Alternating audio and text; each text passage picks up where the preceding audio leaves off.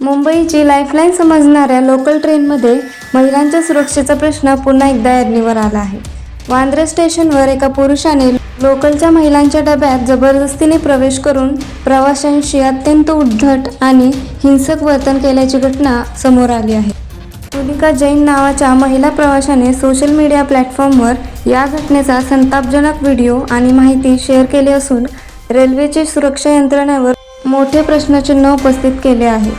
मिळालेल्या माहितीनुसार local train Vandre स्टेशनवर पोहोचल्यानंतर एका पुरुषाने जबरदस्तीने महिलांसाठी राखीव असलेल्या डब्यात प्रवेश केला.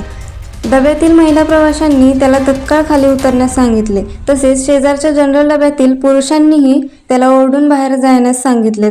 पण तो माणूस खाली उतरत नव्हता. उलट तो अधिकच आक्रमक झाला आणि महिलांसोबत मोठ्या आवाजात उद्धटपणे वागू लागला.